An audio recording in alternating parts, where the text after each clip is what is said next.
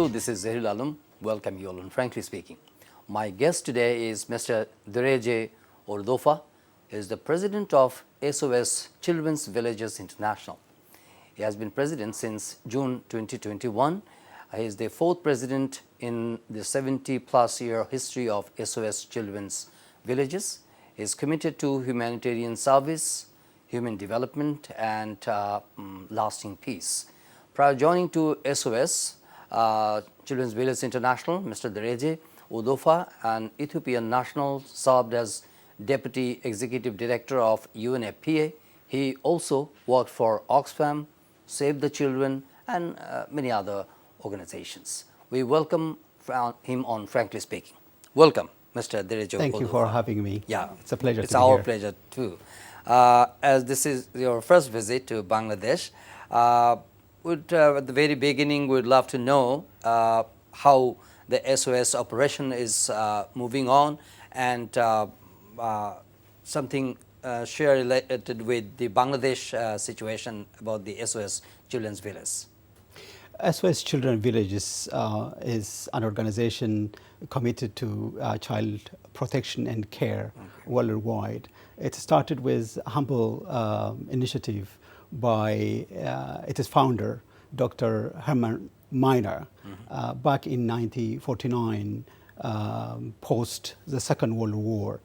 He wanted to do something for children who were abandoned, neglected, and he established family and community and a parent. At that time, actually, he named them as mothers and brought these children into the first village in Emist.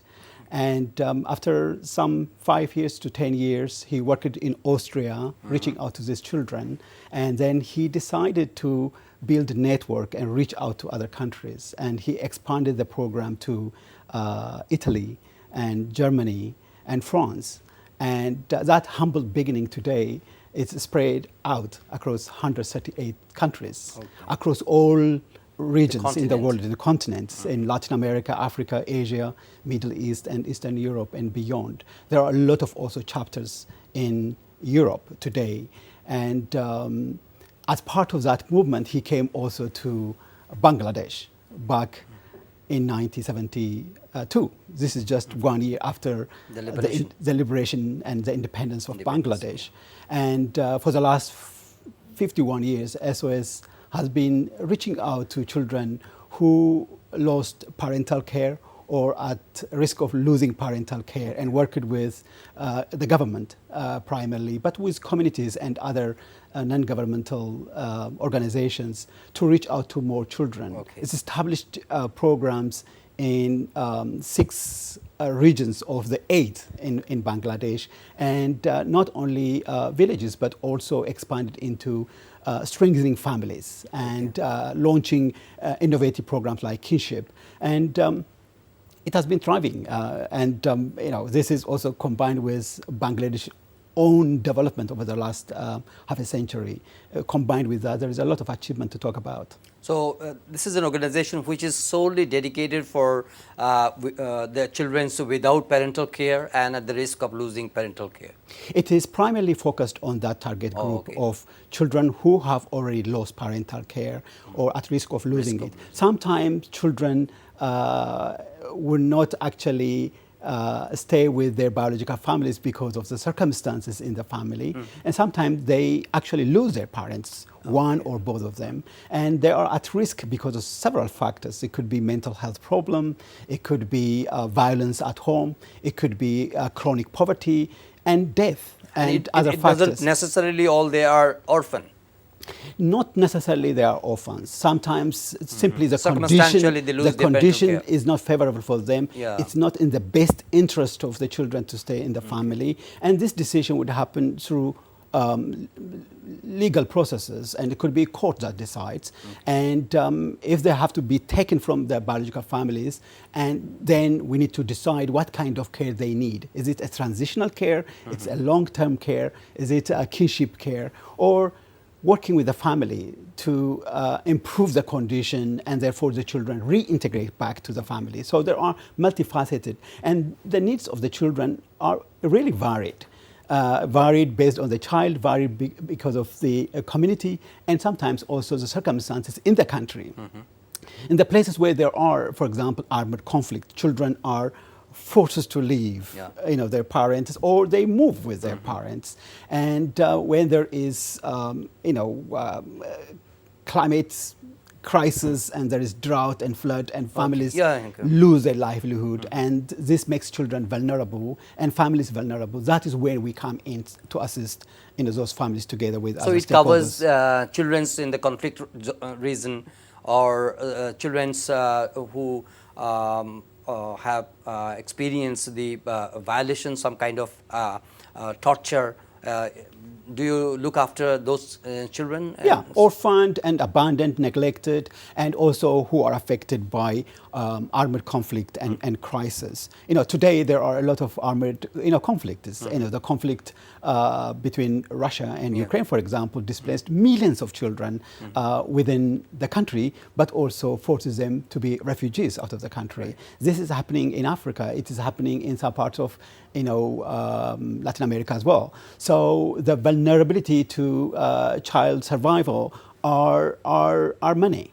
And we need to understand the circumstances and come up with appropriate solution for a particular child. What is unique about SOS is we are very much focused on the individual child. We want to recognize the child by his or her name and try to find solution to the problem. So our care model is focused in three ways. We call them critical pillars. The first is prevention.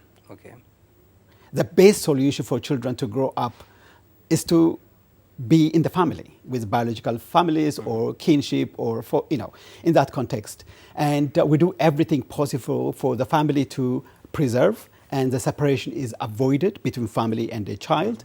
And we work with communities to ensure that. But that is not in the hand of SOS.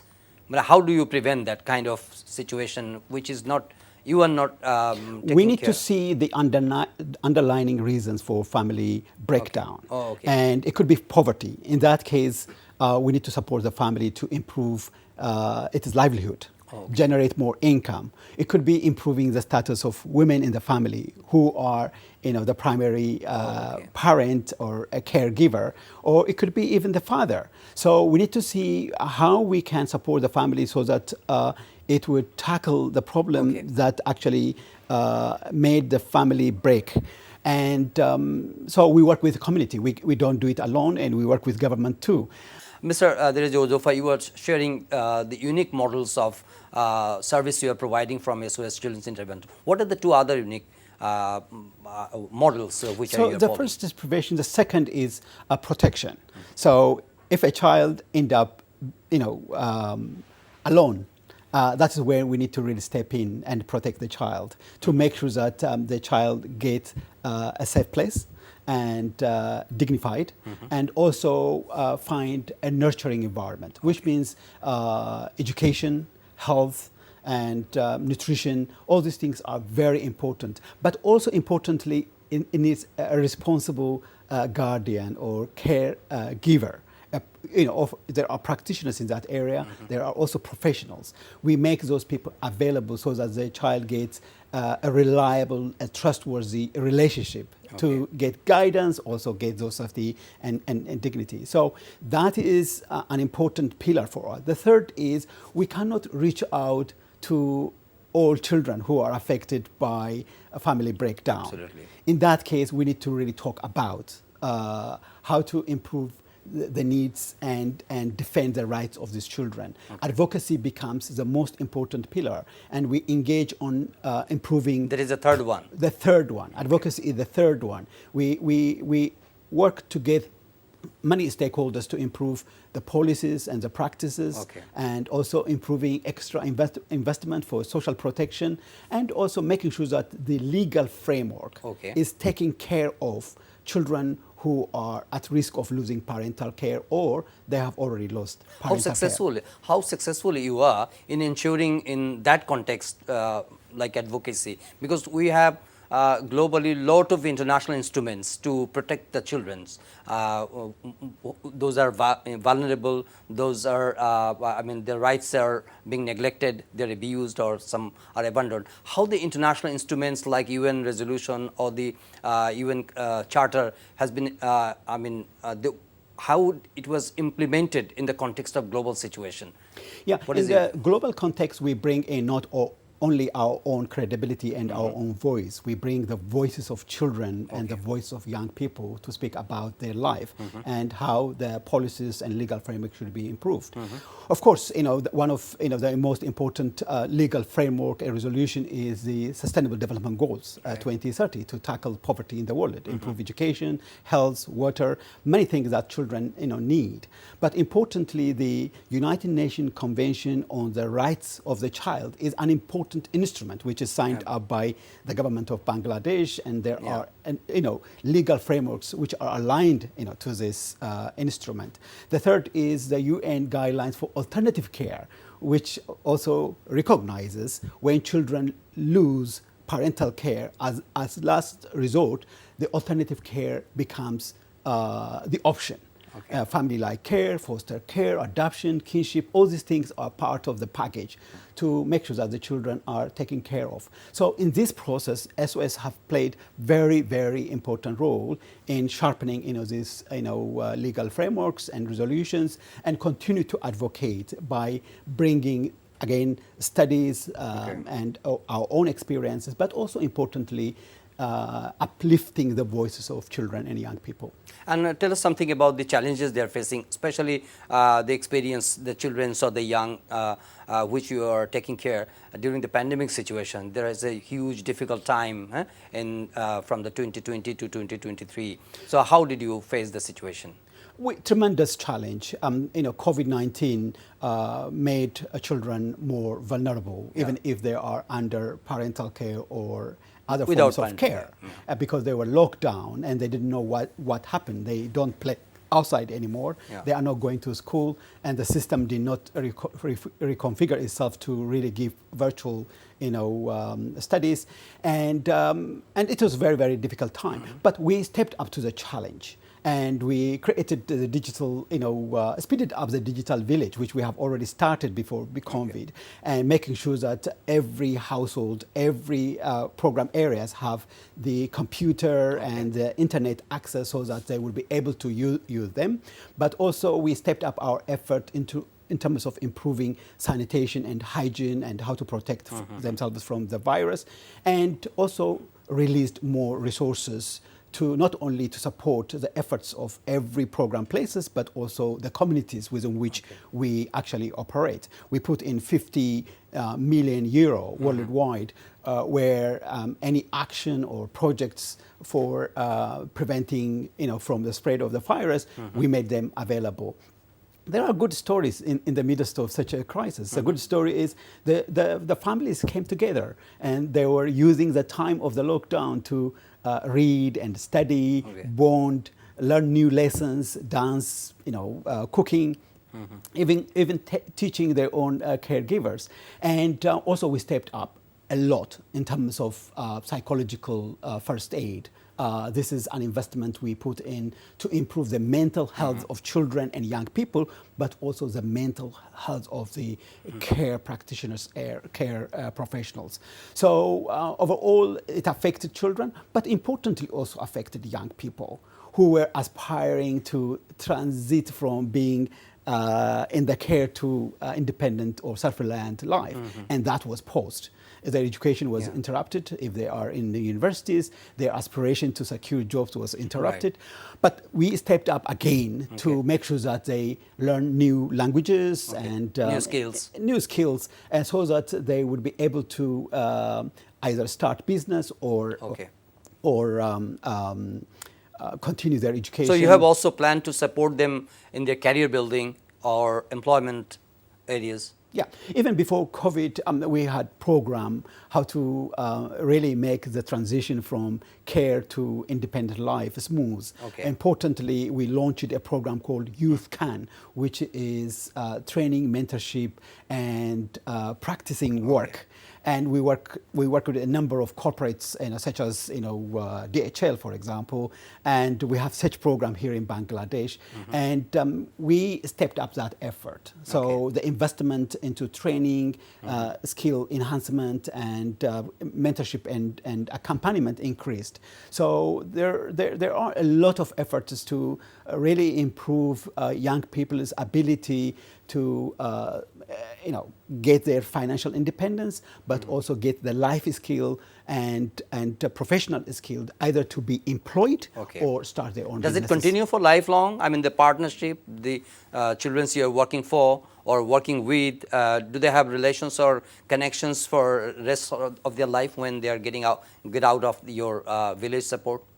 There is a lot of gratitude and the commitment to give back, and I have met so many young people who left care a long time ago, and who want us to really support their brothers and sisters who are in the care system right now, or provide professional or financial support to expand the program in different care solution. Our care solution is not only keeping children in the family like care in the community or in the village, but also experimenting how to, as I said earlier, preserve family. In that regard, children who left care are playing very important role in the society, in the sphere of social development, social protection, but also in the economy, but also they are giving back to the program because they really value what SOS did in their life, so that they are now today a very confident and productive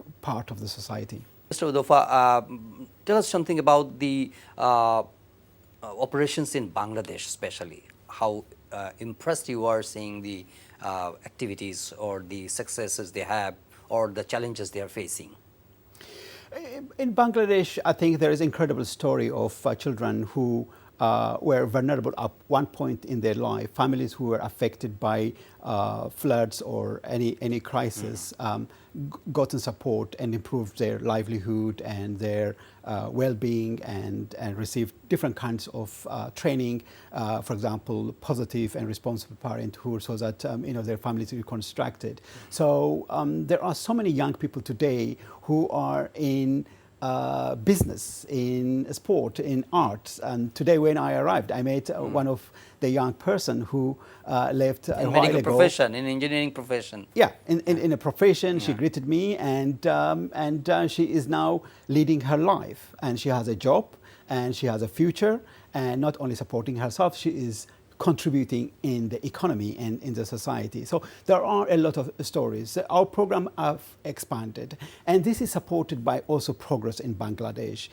There is incredible story of Bangladesh in tackling poverty in the last 2 decades. Poverty, extreme poverty is cut in half, and this is phenomenal progress, and this is because primarily the government, but also a number of development actors invested in education, health, in social protection. That is paying off in improved well-being, and this should extend to children, heavily, by creating the condition, the policy, the legal framework, and the investment, so that today's children, today's young people would be more productive, more contributing, and Bangladesh has a very unique advantage, which is there is large section of young people between 15 to 29. This is a potential demographic dividend if it is used properly. That would accelerate the aspiration of Bangladesh to really eradicate poverty totally in a few years from now. So if we could, this partnership between different stakeholders to plan together, share resources, drive the development agenda of eradicating poverty continues, I think there is a tremendous, payoff for the country, but also for us to be proud to be part of that effort. Any call for the government or the affluent people or the organization to support or stand by to provide support these children in need? I mean, I don't have a special call, but I want to recognize 2 expectations. One is the government has already started to enact 2 legal papers. The first is the Child Act, which has been in discussion. And what's unique about this is it's very much aligned with the United Nations Convention on the Right of the Child. And for the first time recognizes properly disadvantaged children or children in contact with the law, which elaborates a lot about children who have lost parental care. And it explains how to provide alternative care and reintegrate children when it is possible, and gatekeeping, a number of things. And this is really an important progress. The other is the law for abandoned children. This also recognizes the rights and the needs of abandoned children. If these two laws are come to fruition and enacted, it is tremendous contribution to the efforts of social protection and also working in the fields of child development and child survival. The other is a point you raised about tackling poverty and defending the right of children, meeting the need of children is not the work of only the government, although government is duty bearer. It is the responsibility also many stakeholders. Therefore, united effort which brings different resources, skills, and expertise, and unique advantage of the private sector, the foundations, communities, government, organizations like us would accelerate the effort of lifting up more people out of poverty, but also accelerate our ability to defend children. So, but I'm curious that do you see adequate effort from the stakeholders to see the things improved? Yeah, from government there is clear drive to really recognize, to drive poverty eradication, but also introducing this law is a good symbol. Okay. From private sector, we have partnership, for example, with some of the main banks here in Bangladesh, and there are private limited companies that are coming and working together. This is not a charity. This is a joint effort. This is investment on children, on young people, and the return on investment is tremendous for the country. It's also tremendous for the companies that are involved, because these children, these young people tomorrow, they are employees of these companies, right, or they are partners of these companies, or borrowers of these companies, and they are brand holders. If these companies really put in significant resources and deploy their expertise and sometimes also their staff providing mentorship and accompaniment to these young people, the collective effort would help us basically accelerate the efforts we started. And we are driving ourselves to really eliminating poverty worldwide, eliminating poverty here in Bangladesh. Yeah. And there are a lot of inspiration and incredible stories in this country. Yeah. Let us continue paying attention to this, but also work very hard. World together. Women's Day is coming up on 8th of March. So what is your view, how the girl children can be integrated with the programs and can uplift their situation in Bangladesh? Gender equality is central to our work, and we do treat boys and girls equal, and men and women are equal in our program. This is clearly stated in our policy and program, and we are working with government and other stakeholders to promote girl education, women's rights, and particularly the investment that goes to improve livelihoods of families goes to women through training and lending money to women who want to start business, and try to really recognize their political and social right and contribution. The International Women's Day on March 8 especially focuses on the role of women in digital world, in technology. And this is very important, because if we want to improve the right of women and improve gender equality, technology would be enabling factor to invest more in education and training, but also use the technology to improve their livelihood conditions. So this is a special moment for us, and we continue to ensure gender parity within the organization. But importantly, our work is, to defend the right of children, meet the needs of children, always take that into consideration. Yeah, the very last question is that you work for many organizations. So what led you or what motivated you to work with or work for these organizations like SOS? Yeah, what's special about SOS Children Villages, you work directly with children and you know their name, you know their trajectory, whether they are in a family-like care or they are in a community, they are not numbers. And in family strengthening program, for example, which is part of our social development work, each individual child has individual plan for progression in health, education, and aspirations. The same thing for children who are in the family-like care. And once you are in contact with the organization, your commitment is, for life. And I worked for 3 years for this organization as a regional director for Africa and Middle East. And I left, to take up a job with the United Nations. And when the call came, to run for election as a president, I had to take it because I think I know the stories and what it means for me to be part of this journey of defending the rights of children, because my own career journey started in Ethiopia, working for a child welfare rights organization. So I have given my adult life basically to improve the condition of people who are less privileged than me, particularly children and young people. And therefore, you accept, this offer to lead this big global child care and protection movement. And there is nothing, gratifying than being part of this movement. Thank you so much for your time. Thank you. Thank you. My pleasure. Thank you so much, dear viewers, to you also for watching this program. And Mr. Dereje Odofa, President of SOS Children's Villages International, is visiting Bangladesh, and he shared his stories, how this world biggest children's home, those children in need, those that do not have the parental care or at the risk of losing parental care, they're supporting and they're tremendously working across the world.